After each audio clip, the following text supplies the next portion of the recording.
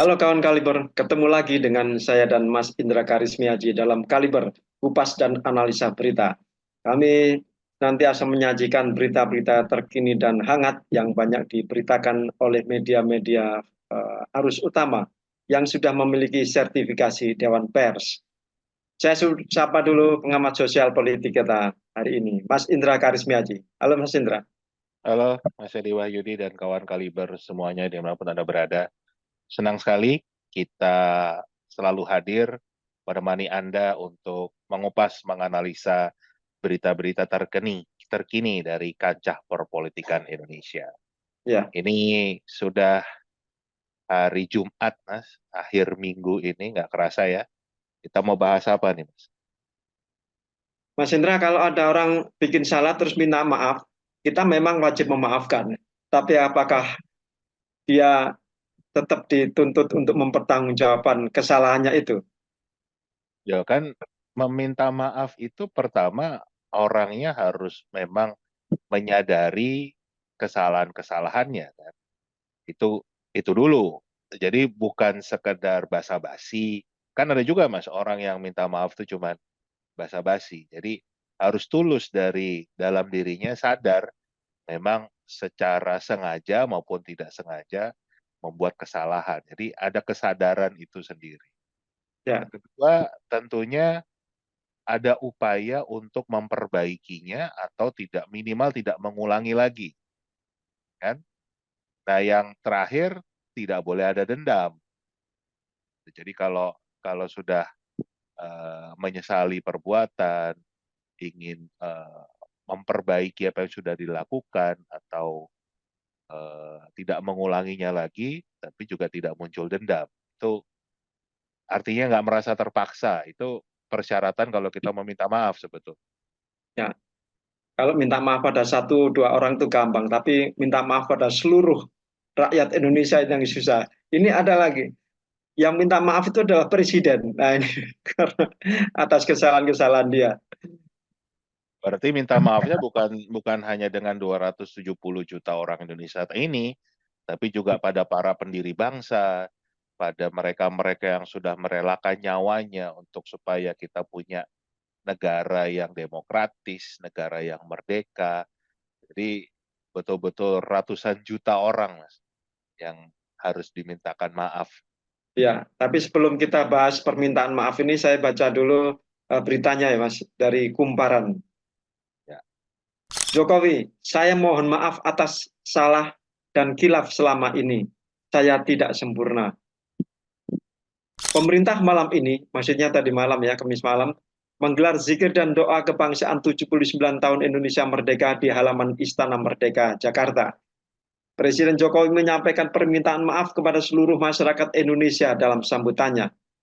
Dalam kesempatan yang baik ini, di hari pertama bulan kemerdekaan, bulan Agustus dengan segenap kesungguhan dan kerendahan hati, izinkanlah saya dan Profesor Kiai Haji Ma'ruf Amin ingin memohon maaf yang sedalam-dalamnya atas segala salah dan kilaf selama ini, khususnya selama kami berdua menjalankan amanah sebagai Presiden Republik Indonesia dan sebagai Wakil Presiden Republik Indonesia, kata Jokowi. Jokowi mengatakan sebagai manusia tidak mungkin menyenangkan dan memenuhi harapan semua pihak. Saya tidak sempurna, saya manusia biasa. Kesempurnaan itu hanya milik Allah Subhanahu wa taala, hanya milik Allah terhadap langit dan bumi dan apapun yang ada di dalamnya. Dia maha kuasa atas segala sesuatu, ujarnya. Jokowi bersyukur karena Indonesia dapat bertahan dan terus bertumbuh di tengah krisis, ketidakpastian global dan geopolitik hingga perubahan iklim. Dan ke depan tantangan yang kita hadapi juga tidak mudah. Berbagai bentuk krisis dan tantangan baru akan bermunculan, akan selalu datang silih berganti. Oleh karena itu, sebagai bangsa kita harus selalu bersatu padu. Setuju? Harus saling menguatkan. Setuju? Harus saling membantu. Setuju?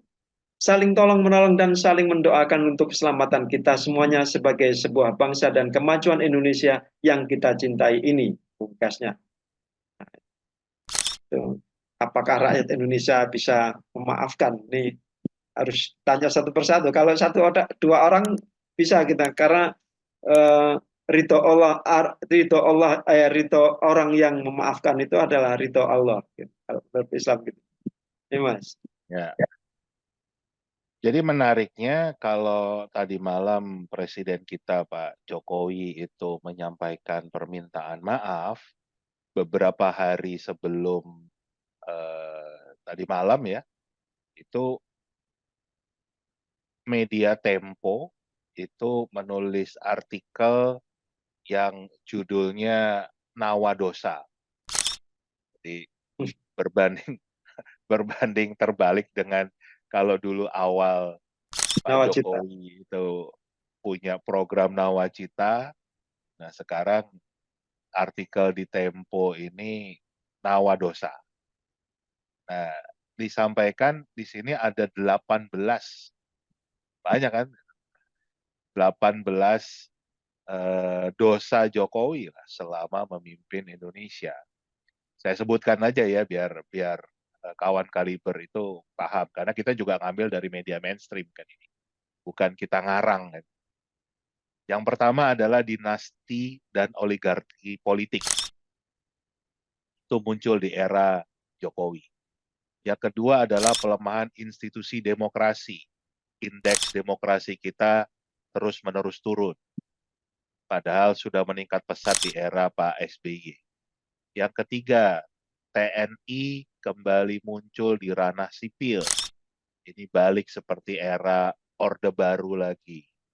Yang keempat, konflik Papua tak kunjung padam. Padahal awalnya masyarakat Papua itu sangat berharap dengan Pak Jokowi karena katanya beliau ini presiden yang paling sering datang atau berkunjung ke Papua, tetapi sampai hari ini tidak kunjung selesai juga konflik di Papua. Yang nomor 5, ini bagian saya nih Mas, runtuhnya sistem pendidikan kita yang memang banyak sekali pelanggaran hak asasi manusia di sana, juga pendidikan kita itu semakin komersial, semakin liberal, jadi bertentangan dengan Pancasila dan Undang-Undang Dasar 1945. Terbukti juga dengan orang yang dipercaya adalah pebisnis yang tidak pernah ngurusin pendidikan selama hidupnya, ya wajarlah kalau kacau balau. Nomor 6 adalah watak patron klien kepolisian. Ini banyak permasalahan yang muncul di dalam tubuh kepolisian karena juga banyak petinggi-petingginya mendapatkan jabatan di pemerintahan kan. Jadi juga banyak yang terjadi konflik kepentingan di sana. Yang ketujuh, politisasi kejaksaan. Tidak ada kepastian hukum. Itu nomor 7. Nomor 8, pelemahan KPK. Kita juga beberapa hari yang lalu kan membahas kan, sepertinya KPK ini lebih banyak digunakan sebagai alat politik, bukan untuk pemberantasan korupsi. Nomor 9, kegagalan menangani pelanggaran HAM berat. Tidak ada proses atau peristiwa pelanggaran HAM yang diselesaikan di era Pak Jokowi. Justru malah menambah kan. Misalnya kasus kilometer 50, kasus Kanjuruhan, belum lagi kasus Rempang, kasus Wadas, dan lain sebagainya. Kemudian nomor 10, ini karut-marut mengelola APBN. Kita sudah bahas juga, utangnya gila-gilaan, kemudian banyak yang mangkrak, yang tidak sesuai dengan harapan, termasuk juga BUMN yang banyak sekali merugi, bangkrut ya. Nomor 11, runtuhnya independensi Bank Indonesia. Nomor 12, ketergantungan pada utang, terutama pada Cina.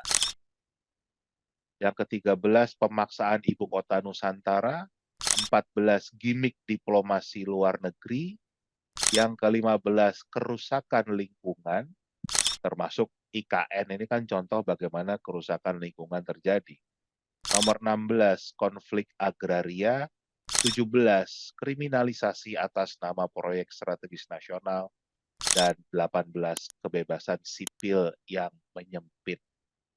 Jadi di akhir eranya Pak Jokowi ini sepertinya dosa-dosanya justru semakin bertambah dan dibeberkan secara lugas ya oleh beberapa media termasuk Tempo ini yang kita bahas. Nah, kalau kita bicara apa yang disampaikan Pak Jokowi, kita tanda tanya besar apakah memang beliau ini tulus menyampaikan maafnya atau ya sekedar basa-basi.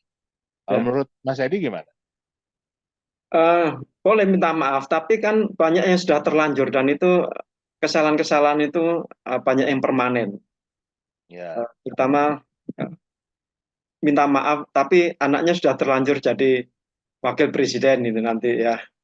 Minta maaf, tapi lembaga KPK, MK, MA itu sudah eh, buruk lah namanya ya. Sudah citranya sudah jatuh tersungkur dan tidak lagi diapresiasi oleh masyarakat. KPK itu sudah tidak menjadi rujukan atau harapan untuk memberantas korupsi di Indonesia ini. Belum lagi yang perusakan-perusakan permanen yang lainnya. Apakah ini bisa dimaafkan begitu saja oleh rakyat ini tergantung rakyat sendiri yang menanggung kesalahan-kesalahan itu. ya, sebetulnya kalau kita melihat sejarah, Mas, ada satu langkah yang bisa dilakukan oleh Pak Jokowi kalau menunjukkan beliau memang ada penyesalan, ada upaya untuk membenahi. Dan ini pernah dilakukan oleh presiden kedua kita, Pak Harto. Dan kita lihat nih, waktunya tinggal singkati sudah Agustus, September, Oktober, jadi kurang dari 3 bulan, kurang lebih 2,5 bulan. Kalau memang Pak Jokowi serius, tulus, paham kalau beliau memang punya dosa-dosa yang cukup berat terhadap bangsa ini, terhadap para pendiri bangsa ini, ya saran saya lebih baik mundur. Sama seperti Pak Harto dulu. Dan pada saat itu orang semua marah kan dengan Pak Harto, dengan apa yang dilakukan selama 32 tahun itu memimpin Indonesia, walaupun di sisi lain kita harus akui juga banyak pembangunan yang dilakukan oleh Pak Harto. Di bidang pendidikan itu program SD Impres-nya itu ternyata bisa meningkatkan pertumbuhan ekonomi dan Ya, yang perisetnya itu bahkan memenangkan hadiah Nobel. Jadi kan ada betul-betul secara nyata program yang positif yang ya, juga bermanfaat buat pertanian bangsa. dan kesehatan, Mas. Banyak posyandu itu didirikan pada zaman Pak Harto. Banyak lah, banyak. Tapi kan juga di sisi lain dengan korupsi yang di lingkaran beliau, juga bagaimana putra-putri beliau juga banyak berbisnis yang diduga lah itu menggunakan ordal-ordal kan gitu. Jadi orang pada marah, di sisi lain juga ekonomi kita ambruk, tapi yang diambil oleh Pak Harto kan jelas. Beliau langsung mengundurkan diri. Dan Tapi disitulah waktu itu kan ada 98 itu kan ada desakan dari rakyat, demo ya, besar-besaran di seluruh wilayah. Tapi ini kan enggak. Kita ini eh, demonya saling menghujat antar rakyat, antara pendukung dan orang yang kontra. ya kan memang kita belum tahu ya apa reaksi rakyat itu sebenarnya bagaimana. Tapi kan dengan munculnya seperti artikelnya Tempo ini yang cukup viral, sebetulnya kan juga cukup banyak hal yang kerusakan yang dibuat oleh Pak Jokowi. Nah, memang semua tergantung rakyat. Tapi kalau saya kan bicara dari sudut pandangnya Pak Jokowi, ya kan? Kalau memang beliau mengakui kesalahan-kesalahan tersebut dan memang tulus ingin memperbaikinya, langkah yang diambil ya mundur. Walaupun tinggal 2,5 bulan lagi, tapi dengan beliau mundur itu artinya ada upaya, ya udahlah, biarkan Pak Prabowo yang membenahi semua, menata ulang lagi tanpa saya cawe-cawe, ya termasuk dengan beliau mundur, mudah-mudahan putra sulungnya juga mundur sebagai wakil presiden terpilih misalnya. Mungkin menantunya mundur dari kontestasi Pilkada Sumatera Utara dan lain sebagainya lah. Itu beberapa hal yang saya katakan kalau memang mau menunjukkan permintaan maaf yang tulus, ya harus diikuti dengan aksi yang nyata. Tapi kalau nggak ada, ya itu cuman omon-omon saja kalau kata Pak Prabowo. Ya. Gitu. Jadi itu tadi bagaimana minta maaf itu gampang sekali, tapi untuk memperbaiki kesalahan yang sudah dia perbuat di waktu-waktu yang kemarin itu yang agak susah. Kalau misalnya orang berbuat salah dengan menempeleng temannya gitu, oh maaf, minta maaf itu selesai karena cuma ditempeleng. Ini kan enggak, sudah yang ini sudah merusak apa namanya lembaga hukum, ini lembaga lembaga peradilan sudah dirusak, lembaga apa lagi? Ya banyak yang rusak karena kesalahannya itu apakah bisa dimaafkan gitu saja. Ini sekali lagi tergantung rakyat. Nah, rakyat ini kalau zaman 98 itu ada desakan besar-besaran, ada demo besar-besaran. Sekarang sampai hari ini kita tidak melihat ada tanda-tanda untuk itu. Ya, menarik Mas. Kemarin itu saya ketemu dengan salah satu tokoh ekonomi lah yang kebetulan juga memberikan sebuah seminar kan gitu. Kita ngobrol-ngobrol singkat ya, bertanya ini sebetulnya gimana sih kondisi ekonomi kita. Beliau mengatakan, aduh ini kita benar-benar dalam kondisi yang sangat berbahaya. Jadi, beliau memprediksi ya apa yang terjadi di 98 itu bisa terulang. Ini tokoh ekonomi mantan menteri ya, yang betul-betul paham lah kondisi ini. Jadi ini kita bukan menakut-nakuti, ini pandangan dari pakar. Jadi kan bagaimana sebelum itu terjadi bisa kita perbaiki dulu kan. Nah, itu yang poin saya ya, masa harus ngulang lagi sih? Kan 98 itu gerakan rakyatnya justru karena kejatuhan ekonomi dulu, Mas. Ya kan? Kerusuhan di mana-mana itu kan juga karena runtuhnya perekonomian Indonesia. Ya kita udah pernah ngerasain itu kan, nggak ingin itu terulang, Mas. Itu kan bukan sebuah peristiwa yang menggembirakan. Itu yang poin saya sih. Ya, demikian kawan Kaliber. Kalau itu tadi analisa dari Mas Indra dan opini dari saya, kawan Kaliber juga bisa mengemukakan opininya, pendapatnya tentang bagaimana sih permintaan maaf Pak Jokowi ini. Perlu kita maafkan apa enggak? Kalau perlu itu apa alasannya? Kalau enggak itu apa alasannya? Dan mungkin 18 nawa dosa yang diungkapkan Mas Indra yang dikutip dari Tempo tadi itu mungkin ada yang kelewat menurut kawan Kaliber. Apa itu yang belum disebutkan di antara 18 nawa dosa itu?